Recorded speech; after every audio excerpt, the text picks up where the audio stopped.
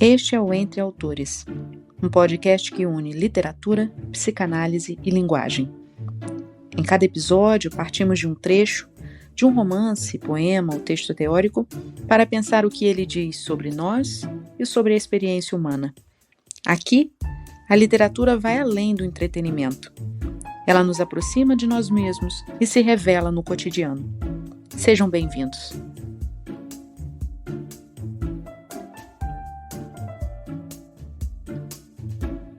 O que leva um artista a produzir uma obra? Charles Bukowski tem um texto intitulado Então Queres Ser um Escritor? Que começa com a seguinte frase: Se não sai de ti a explodir, apesar de tudo, não o faças. A menos que saia sem perguntar do teu coração, da tua cabeça, da tua boca, das tuas entranhas, não o faças. Eu gosto muito desse texto e ele me marcou bastante durante os meus anos de graduação em psicologia e também quando eu decidi ser psicanalista, porque ser psicanalista também é um tipo de arte, né? Uma arte manual, que é realizada a quatro mãos, as do analista e as do paciente. Fazer análise é trabalho e dá trabalho também. Mas eu me lembrei dessa obra quando eu estava folheando o pós-fácil daquela coleção de Freud, Obras Incompletas, de Sigmund Freud, da Autêntica. É um livro verdinho, que fala sobre arte, os artistas, humor. E nessa obra, o pós-fácil dela tem uma epígrafe de um poema que me lembrou esse do Bukowski. A frase diz assim: as obras de arte são sempre o produto de um risco que se correu, de uma experiência levada até o extremo, até o ponto em que o homem não pode mais continuar. Ou seja, é como se a arte ela nasce quando não há mais, não há outra forma de se expressar, não há outra forma de dizer que não da maneira artística que sai. É uma experiência levada até o extremo. Então, quando eu ouvi essa frase, eu me lembrei disso do Bukowski, né? Que ele está escrevendo uma carta, quer dizer, o texto é como uma resposta a uma pergunta, né? Você quer ser escritor? Então, só escreva se isso sai de ti a explodir. Se você não consegue viver se não for um escritor. Se você pegar o texto, esse poema, você vai perceber que essa é a mensagem. É sempre nesse limite, assim. Sem isso, sua vida seria uma miséria. Então faça. Quem escreveu essa frase da epígrafe, e quando eu estava fazendo as minhas anotações, essa experiência levada até o extremo, eu me lembrei daquela música que na voz da Maria Bethânia ganha muito mais potência, né? Aquela música Não Dá Mais Pra Segurar, Explode o Coração.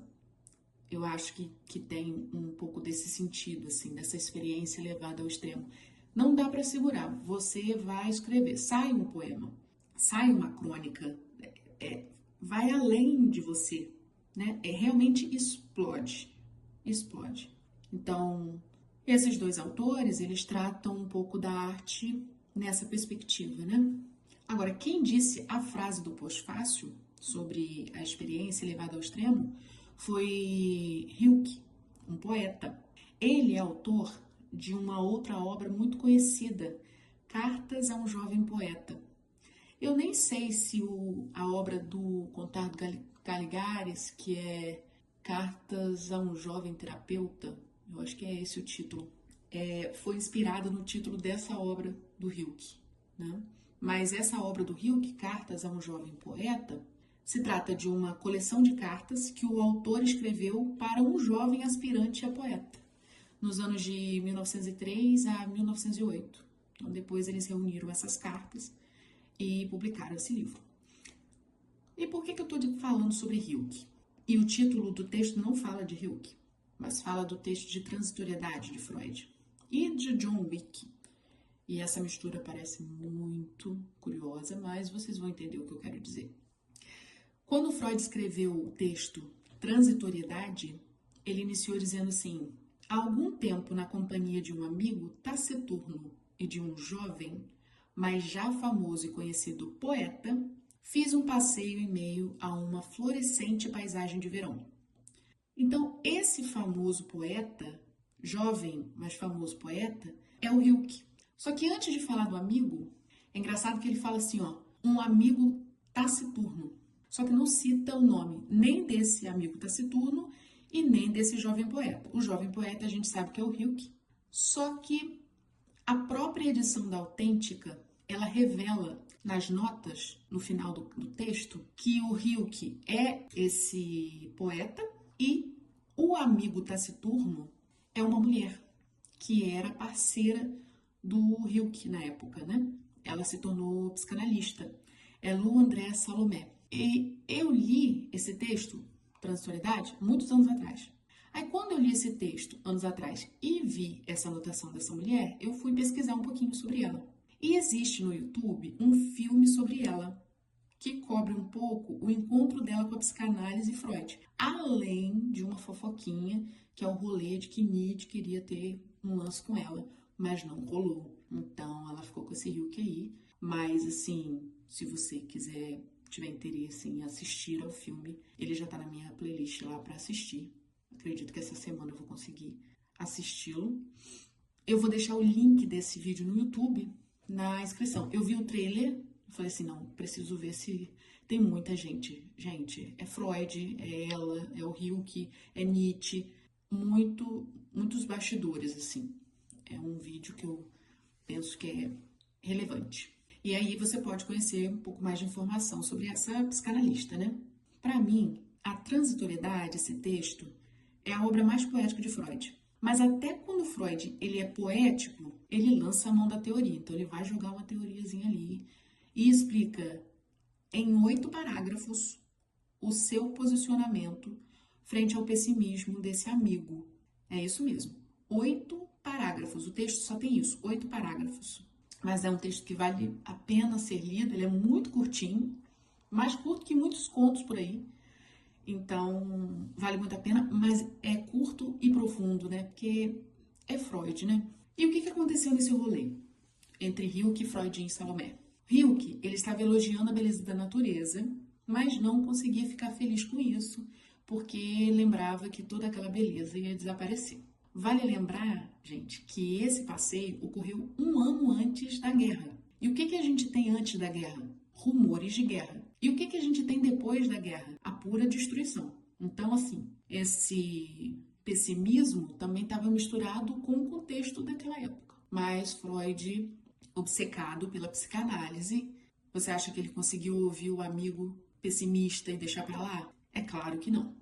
Então ele discordava desse amigo, né? Aí ele diz assim: contesto o poeta pessimista, que associa a transitoriedade do belo com sua desvalorização. Ao contrário, há um aumento de valor.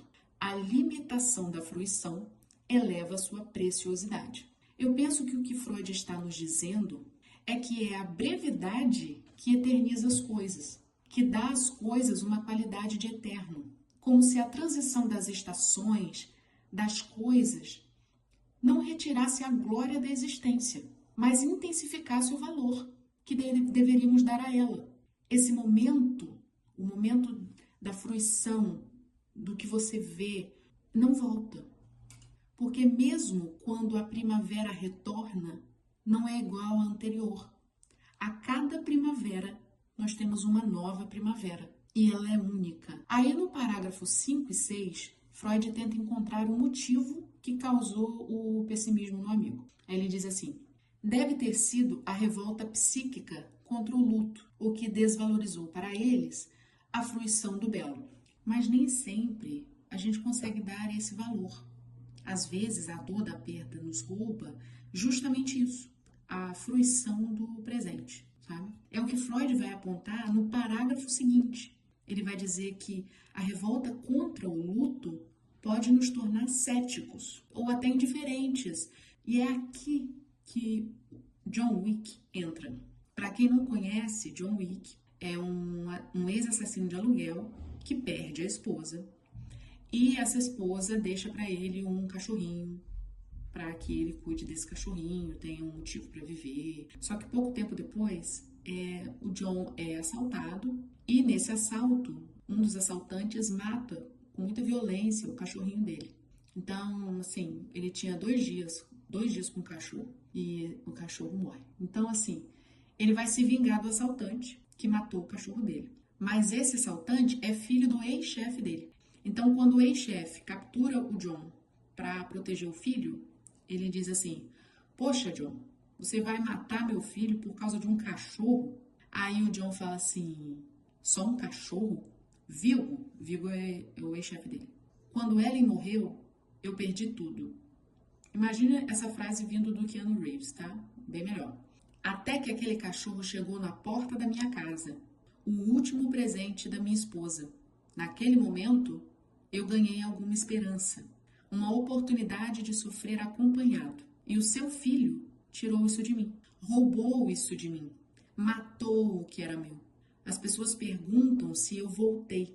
E eu não tinha uma resposta ainda para dar. Mas agora eu tenho. Eu decidi que eu estou de volta."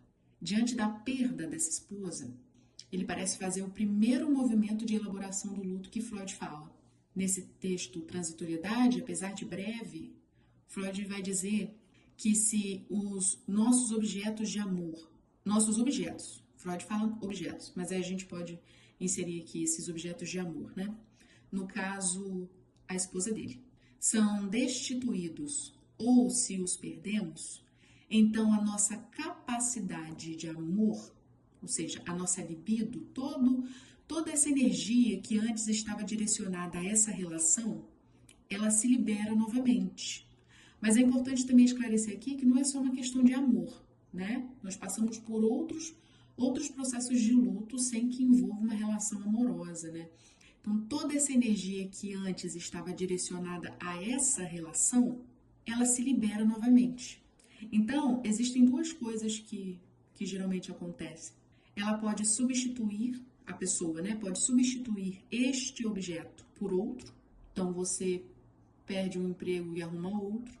Você termina um texto e começa outro. Acaba uma prática de atividade e passa a fazer outra coisa.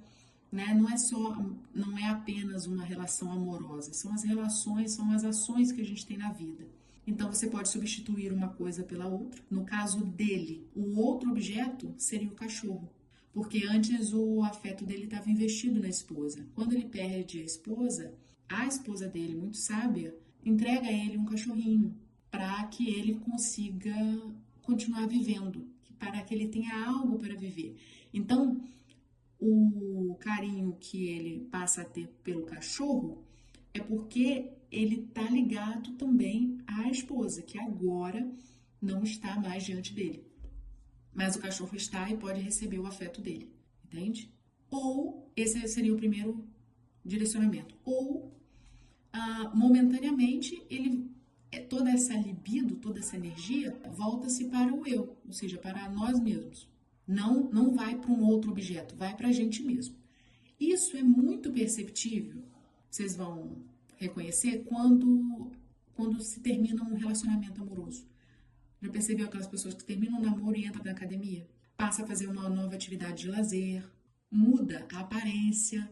Então, assim, para elaborar o luto por essa perda, a pessoa se volta para si, se cuida mais, descobre outras paixões, outros amores, tá vendo? Até no nosso modo de dizer a gente fala isso. Você vai encontrar outros amores e não necessariamente um namorado ou namorada, né? Pode ser uma outra atividade que te dê prazer, te complemente em algumas outras áreas e depois, enfim, a relação amorosa pode surgir ou não, né? Mas esse seria uma outra possibilidade esse seria um exemplo de quando essa libido ela volta pro eu. No caso do John, por exemplo, ele diz que as pessoas perguntam se ele voltou. E aí ele não respondia nada. Assim, esse filme é muito silencioso. É muito barulhento, mas em termos de fala, é muito silencioso.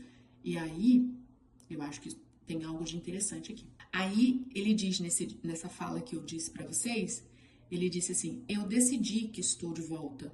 A gente precisa lembrar que no filme, a gente descobre que ele abandona o mundo do crime por amor a essa mulher. Então, essa saída do trabalho para a esposa também foi um movimento ali, né? Ele deixa o trabalho, que para ele tem uma energia, uma libido total, por conta de uma mulher. Então, essa libido foi redirecionada. Então, essa saída também exigiu elaboração. Mas o autor não passa isso. Ele tem uma pressa em narrar os detalhes do personagem, e aí o personagem acaba ficando muito, muito superficial, porque todo esse movimento da saída do trabalho para essa esposa aparece em milésimos de segundo. Na verdade, isso não aparece, só aparece que ele tem alguns momentos de romance com a esposa. Mas esse movimento também exigiu uma elaboração, mas isso a gente não vê no filme. Então, é importante lembrar que essa libido estava no trabalho e sai do trabalho para a esposa. Aí ele estava na esposa e sai da esposa e vai para o cachorro. E aí estava no cachorro e, como tiraram o cachorro, volta para o trabalho. Tá vendo como ele volta pro trabalho? É do trabalho ao trabalho. Então, John Wick é o maior assassino de todos os tempos. Todos o temem. O luto é uma violência que demanda tempo. O John Wick teme o luto. Talvez seja uma das poucas coisas que esse assassino, o maior assassino de todos os tempos, teme. As poucas falas que há no filme, elas ganham um outro sentido quando a gente percebe que longe das palavras que possibilitam uma elaboração, só parece haver espaço para o ato. John Wick não fala, ele age. E nesse caso, são atos de violência. Então, se você reparar, as próprias falas do John, elas são muito fragmentadas, quase não tem conectivo. O que parece uma tentativa de elaboração, essa fala que eu narrei aqui agora há pouco, é na verdade uma justificativa para o ato. Ali não tem uma elaboração. E o seu filho tirou isso de mim, roubou isso de mim, matou o que era meu. Não tem elaboração aqui. É quase um ladrão bíblico que vem, se não para roubar, matar e destruir, sabe? Para mim, na obra do John, né, o grande ladrão é o luto, que rouba, mata e destrói a ilusão que ele tinha de controle sobre o que possuía. Nem mesmo John Wick, o mais temido, pôde curar a esposa doente. Nem mesmo John Wick, o mais temido, pôde ressuscitar o seu cachorrinho. E nem mesmo John Wick, o mais temido, pode fugir do luto. Freud encerra o texto dizendo assim: sabemos que quanto mais é doloroso, mais o luto se processa espontaneamente. Caso renunciemos a tudo que foi perdido, o próprio luto também enfraquece. E então, nossa libido torna-se novamente livre, pois ainda somos jovens e cheios de vida para substituir os objetos perdidos por novos objetos possíveis, preciosos ou mais preciosos ainda. E Freud não está dizendo que basta achar um outro objeto para substituir o anterior. É preciso lembrar, gente, que no início do texto ele diz que é a brevidade que eterniza as coisas. Então, o que se ganha quando se perde? A capacidade de amar. Na citação que eu li, ele usa a expressão que eu gosto muito: objetos possíveis. Substituímos os objetos perdidos por novos objetos possíveis. Quando um amor se vai, recupera-se a capacidade de amar que estava fixa em outro objeto. O conflito de querer manter o objeto perdido e o novo em um mesmo lugar é o que gera o luto. Para que esses objetos ocupem lugares diferentes, é preciso elaboração, labor, trabalho. Na língua portuguesa, existe um processo de formação de palavras que se chama derivação imprópria. Eu gosto muito de ensinar isso na sala de aula. E o que ela faz? Ela faz com que uma palavra que pertença a uma classe gramatical desempenhe em outra frase o papel de outra classe. É aquele famoso desvio de função? Eu costumo dizer isso para os alunos que eles gravam com mais rapidez, derivação imprópria. O nome já diz, né? É impróprio, não deveria acontecer. Mas isso assim, o desvio de função não deveria acontecer, mas a derivação imprópria, ela é uma possibilidade de enriquecimento da língua portuguesa, né? E isso é apaixonante. Então eu vou dar um exemplo que aí fica mais perceptível. O termo olhar é um verbo, pertence à classe dos verbos. Mas eu posso colocar esse verbo em uma frase e ele vai deixar de ser um verbo e passar a ser um substantivo. Substantivo, por exemplo. Então, se eu disser assim, Marquinhos, pare de olhar para a prova de Luciana. Pare de olhar. Olhar aqui é um verbo. Agora, se eu digo, Luciana desviou o seu olhar para não cumprimentar Teresa. O olhar aqui é um substantivo. O olhar de Luciana. E tudo isso se alterou por conta de um simples, pequenino artigo. Olha que beleza, né? Precisamos valorizar as coisas pequenas da vida. E agora você pode estar pensando, onde eu quero chegar com isso? Eu penso que talvez a licença poética nos permita fazer com que a palavra fim desempenhe em nossas relações uma outra classe. O substantivo, né? Fim, desempenhe em nossas relações a classe dos advérbios. Mais precisamente os advérbios de intensidade, que a consciência dessa brevidade que a vida tem, a brevidade da vida de quem a gente ama, aumente a glória de sua existência. E, ao mesmo tempo, aumente também o deleite da experiência, da convivência. Talvez assim seja possível que a gente sempre eternize o agora. Minha diva, Adélia Prado, ela diz no meu poema favorito que o que a memória ama fica eterno. Eu penso que Freud disse isso também.